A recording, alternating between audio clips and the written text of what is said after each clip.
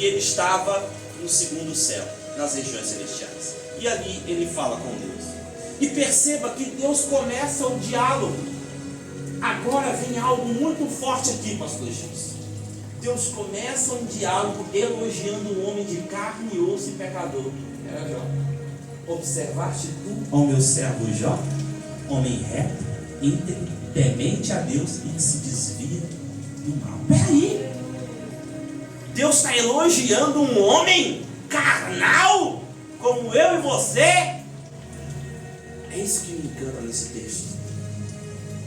É porque Deus tem prazer naquele que obedece a sua lei e a sua palavra. Aleluia. Deus tem prazer em te elogiar. Deus tem prazer em dizer que você é filho e servo dele, querido.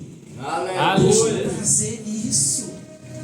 Aí o diabo, como astuto é, mas espera aí, tu tem dado tudo a ele? Porventura teme a Deus debalde? Essa palavra debalde, o significado dela é inutilmente.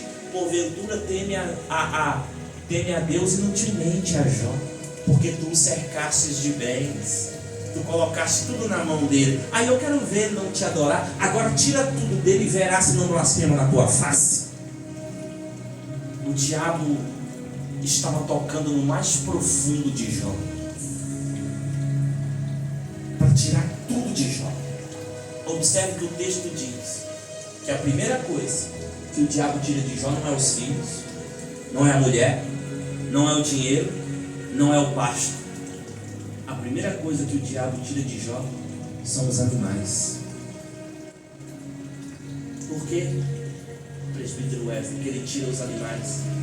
Porque os animais eram usados para fazer o sacrifício a Deus. Então a primeira coisa que o diabo toca em Jó é na adoração de Jó.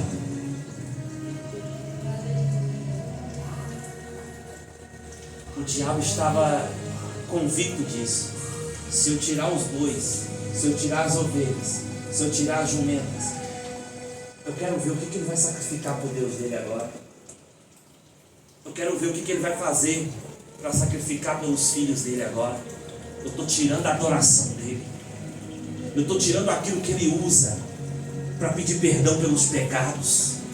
Eu estou tirando aquilo que ele usa para adorar esse Deus. O diabo estava tocando naquilo que mais iria ferir Jó, porque Jó amava a Deus. Aleluia. Jó amava o sacrifício a Deus. Igreja, eu tenho um alerta para nós aqui hoje. Aleluia. Sabe o que o diabo está tentando fazer nessa última hora dentro da igreja? É tocar na sua adoração. Aleluia. É tocar naquilo que te faz se afastar do pecado para adorar a Ele. Aleluia. Ele está tentando nos calar. A igreja está passando por um momento que está começando a ser perseguida, porque o diabo entende que se ele toca na adoração da igreja, ele cala a igreja. O hino que a irmã cantou, ele se movimenta ao som da adoração. Ele se movimenta ao som da adoração. Satanás entende que se ele toca na sua adoração, se ele te cala, ele te vence. É por isso que tem muita gente que está na igreja, mas já morreu. Morreu como, presbítero Wesley? Morreu espiritual, irmão. Sabe qual a pior morte? É a morte espiritual. Porque você não tem mais prazer para adorar a Deus. Você não tem mais prazer para ouvir a palavra. Você não tem mais prazer para ouvir um hino e deixar aquele hino tocar no seu coração. Quantos somos nós, irmãos, que quando ouvimos um hino estamos ali quebrantados e Deus fala conosco. Hoje Deus falou comigo através do louvor. Hoje Deus falou com a irmã através do louvor. Hoje Deus falou com você através do louvor. O diabo tenta tocar naquilo que mais precioso Jó tinha, a adoração. Mas a Bíblia diz que Jó, perdendo tudo, ele ainda olha para o céu e diz: Deus me deu, Deus tomou, bendito seja o nome do Senhor. Aleluia! Sabe por quê? Porque a adoração de Jó não estava limitada ao sacrifício. A adoração de Jó era a sua própria vida de intimidade e comunhão com Deus, adorava a Deus. O próprio caráter de Jó adorava a Deus. Você não vê os passarinhos que cantam por aí? Eles estão adorando a Deus cantando. Você não vê os animais que cantam por aí? Eles estão adorando a Deus. As folhas adoram ao Senhor. Ou seja, o caráter de Jó, a fidelidade de Jó já era motivo suficiente para a adoração chegar até Deus. Aleluia. Eu costumo dizer nas minhas mensagens que quem tem uma vida de adoração, uma vida de intimidade com Deus, não precisa correr atrás de milagres. Os milagres é consequência na vida daqueles que têm uma vida fiel a Deus. Aleluia. Só que essa adoração aqui, irmãos, entra um ponto muito importante que eu preciso falar para a igreja. Sobre o louvor. Deus me deu uma mensagem muito forte. E às vezes eu tenho até receio de falar ela na igreja. Mas se eu deixar de falar, Deus vai me cobrar. Música secular. Irmão, eu vou mostrar na Bíblia para você aqui hoje. Aleluia, Deus. Quando a gente está lá no mundo, a gente canta Gustavo Lima, a gente canta Marília Mendonça, a gente canta Roberto Carlos, a gente canta sertanejo, a gente canta forró, a gente canta tudo isso. Mas quando a gente vem para a igreja, a gente é lavado. Quando a gente aceita Jesus, estou dizendo quando a gente aceita Jesus, não me entendam errado aqui. Eu não estou dizendo que você não deve ouvir música do mundo, e não estou dizendo que a música do mundo é pecado. Eu só estou dizendo aquilo que eu acredito, lendo o texto bíblico e acreditando na Bíblia, na minha fé. Eu professo a minha fé.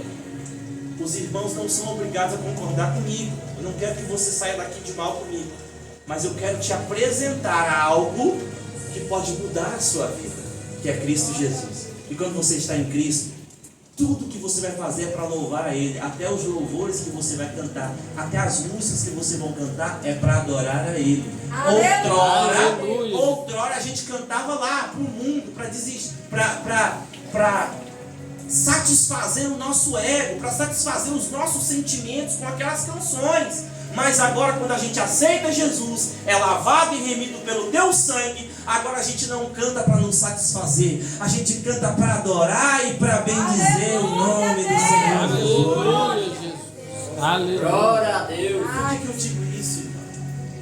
Porque quem é da igreja não pode compactuar com o mundo. O mundo não vem para a igreja para cantar os nossos louvores. Mas tem muita gente dentro da igreja que sai da igreja para cantar as músicas do mundo. Por que eles não vêm para cá para cantar as nossas músicas? E tem gente que sai daqui para cantar a música deles. Porque eles entendem, irmãos, que as músicas deles são para fazer sucesso e para ganhar dinheiro. E as músicas da igreja são para adorar e bendizer o nome do Senhor. Aleluia. A música secular, irmão, tem um poder muito grande de estragar a nossa alma, a nossa vida. Porque o que essas músicas oferecem, pastor Gilson? Traição, adultério, prostituição, tudo que não presta. Você quer saber de uma coisa? Você sabe onde o Gustavo Lima começou a cantar? Na igreja.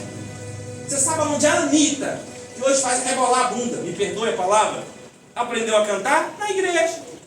Você sabe onde a Marília Mendonça aprendeu a cantar? Na igreja. A maioria dos cantores que fazem sucesso hoje começaram na igreja louvando a Deus. Mas por que saíram, presbítero Wesley? Porque não dava dinheiro, não dava sucesso. Aí o diabo oferece o mundo. Alguns dizem que o diabo era regente no céu, ele regia os anjos, ele era o ministro do louvor supremo, ele era o querubim ungido. Então, se ele caiu, se ele desproveu da glória de Deus, ele vai usar o que agora para atrair as pessoas? Se ele era regente lá no céu, ele vai usar que música agora para atrair as pessoas? A música do mundo. Irmão, isso é coisa de se pensar. O mundo não oferece nada que edifica a igreja. A igreja oferece muita coisa que edifica as pessoas que estão nela. Aleluia. Glória a Deus. A música, o louvor, ele é feito para adorar a Deus. Efésios capítulo de número 5, verso de número 19. Olha, eu vou mostrar para você na Bíblia. Efésios capítulo 5, verso 19. Falando entre vós com salmos, e hinos, e cânticos espirituais. Vou repetir. E cânticos espirituais, cantando e salmodiando ao Senhor no vosso coração. O texto está dizendo que é hinos espirituais, cantando e adorando ao Senhor no nosso coração. Se a gente for lá para o livro de Salmos 135, o salmista está dizendo: louvai ao Senhor, louvai ao nome do Senhor, louvai-o, servos do Senhor. Salmo 136, o salmista diz: louvai ao Senhor, porque Ele é bom, porque a sua benignidade dura para sempre. Louvai ao Deus dos deuses, porque a sua benignidade é para sempre. Louvai ao Senhor dos senhores, porque a sua benignidade é para sempre. Então, use a sua boca hoje, não para cantar para o cantor lá fora, mas use a sua boca para adorar a Deus. Aleluia. Então, volto a repetir, não estou dizendo que é pecado, eu só estou dizendo que quem é separado, quem é do corpo de Cristo, já não participa mais das coisas lá fora, mas participa das coisas de Deus, do louvor a Deus. Aleluia. Que a gente entenda isso. Porque quem já viu uma torcida de futebol aí, a torcida do São Paulo não canta os hinos do Corinthians.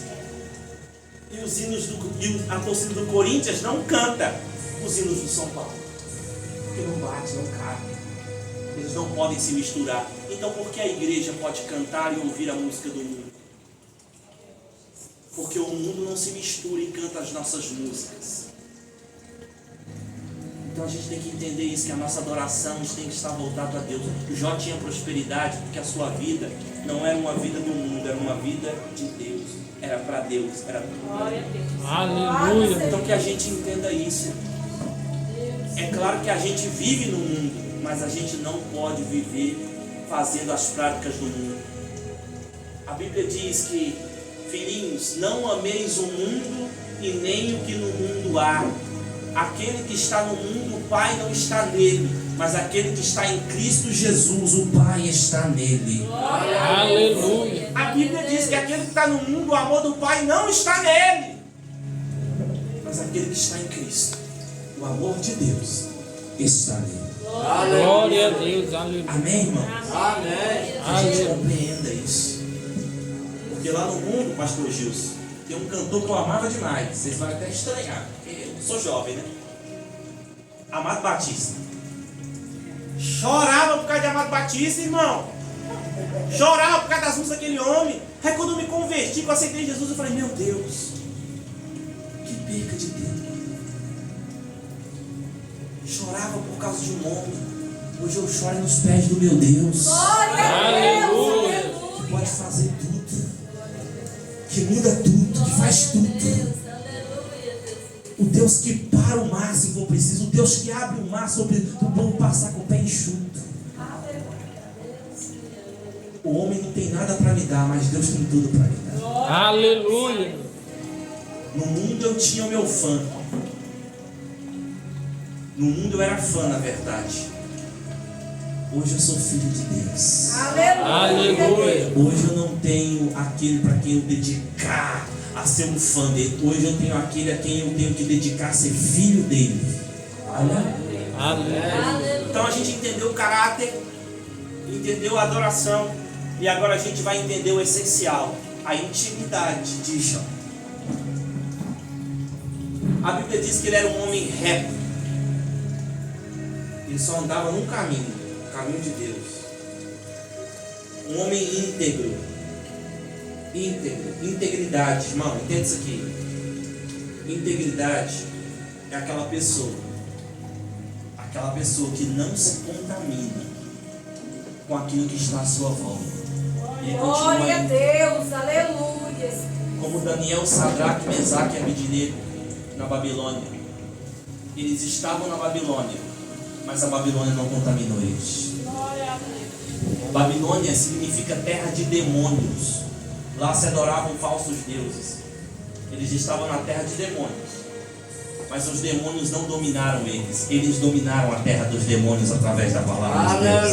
Aleluia. José estava no Egito, Egito, terra pagã. O Egito não dominou José. José dominou o Egito sendo governador. Porque a palavra de Deus estava sobre ele. Não é o lugar que te faz, é você que faz o lugar. Você pegou isso aí? Não é o lugar que te faz, é você que faz o lugar. Aleluia. É a sua integridade que faz o lugar. Esses dias no meu trabalho, eu mexo com alumínio para montar vidro. Esses alumínios aqui. E tinha um alumínio lá meio velho. Aí apareceu um cliente, ele falou assim: eu posso levar isso aqui? Eu falei: não pode, você tem que ir lá tirar o pedido. Ah, mas é avariado. Mas o senhor tem que ir lá tirar o pedido como avariado e levar. Fazer a compra e levar. Não, mas eu te pago um açaí. Um açaí não vale mais do que o meu caráter, Aleluia. do que a minha integridade. Eu falei para ele ficou meio sem graça. Eu falei: se eu quiser, você vai lá, compra. Porque a gente tem que ser íntegro. O pastor pode não estar vendo, a pastora pode não estar vendo, o meu líder pode não estar vendo, mas Deus está vendo o que eu estou fazendo. Do que adianta eu esconder do homem, mas nos olhos de Deus ninguém esconde nada?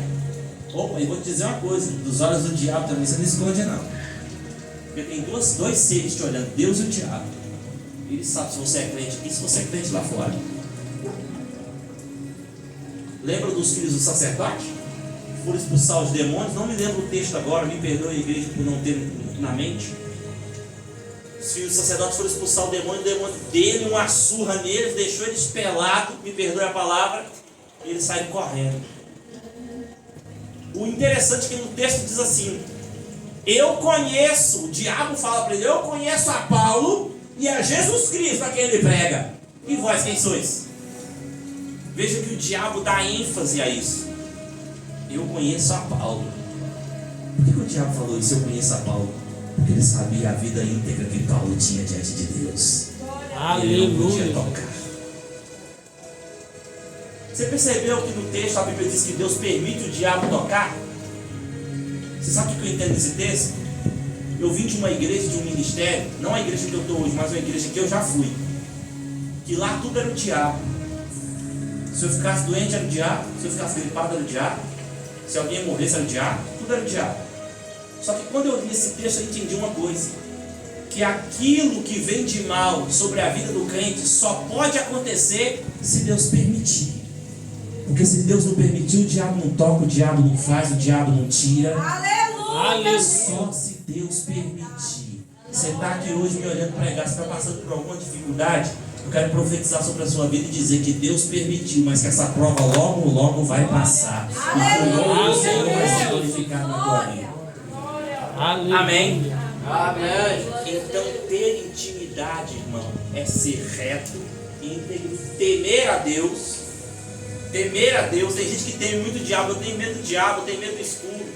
Ah, eu estou em casa dormindo, mas eu tenho medo quando eu vejo algo no quarto. Tenho medo quando... Irmão, você só tem que temer aquele que tem o poder tanto de botar o corpo na morte, na sepultura, no inferno, e a alma no inferno, que é Deus. É temer a Deus e se desviar do mal. Sabe o que é desviar do mal? Tá aqui as duas irmãs, só estou usando exemplo. Vocês estão aqui, e de repente uma começa a fofocar para a outra. Você viu aquela irmã? Você viu aquele pastor? Você viu? Aí a conversa que começou aqui vai chegar lá da minha esposa, totalmente distorcida do que aquilo que foi falado aqui. E tem gente que gosta de ir para essas rodinhas, né? O que essa pessoa está procurando? Um mal.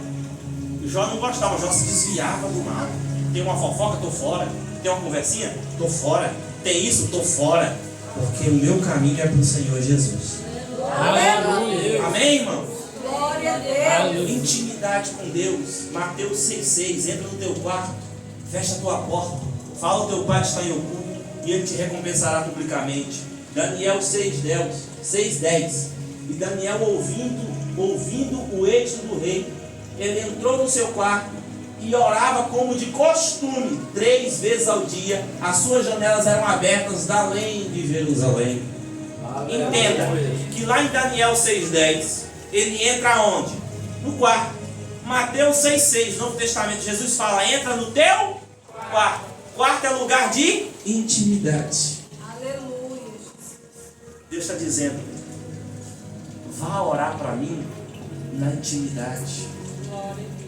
Tem muita gente que fala muita coisa para as pessoas, né? Ah, eu tenho um sonho disso. Ah, eu estou passando por isso, passando por aquilo. Por que você não fala para Deus? Por que você não vai para o seu quarto falar com Deus? Porque tem muita gente que está do seu lado, mas não quer ver você feliz. Tem muita gente que não quer ver seu sonho sendo realizado. E às vezes você sai contando para todo mundo.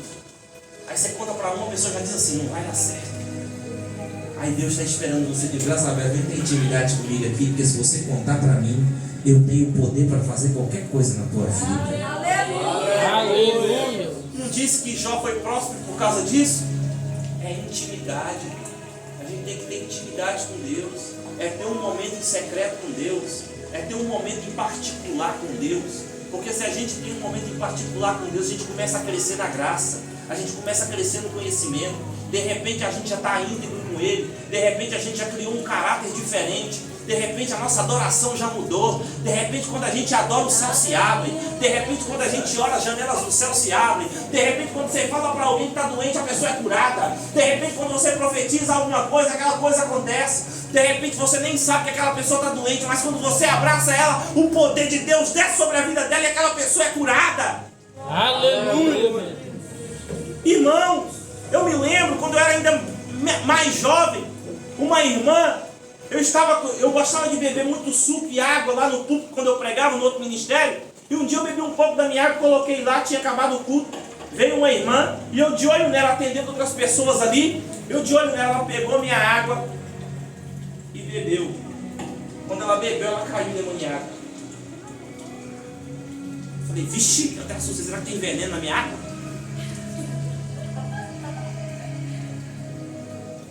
Eu fui lá em nome de Jesus, o demônio foi embora, expulsei em nome de Jesus. O que é isso? É intimidade.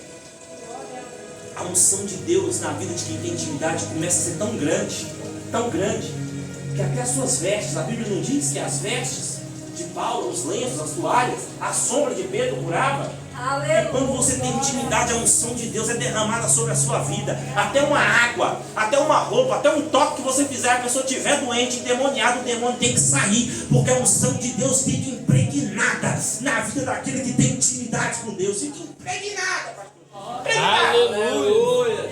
Aleluia, meu Deus. Impregnada, irmão. Amém? Amém. Você entendeu a mensagem? Você entendeu a palavra?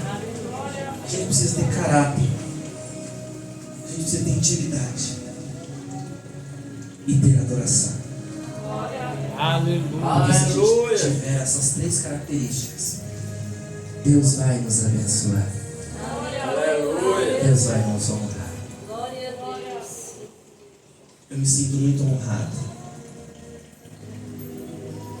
Eu sou a pessoa mais jovem dentro do meu ministério.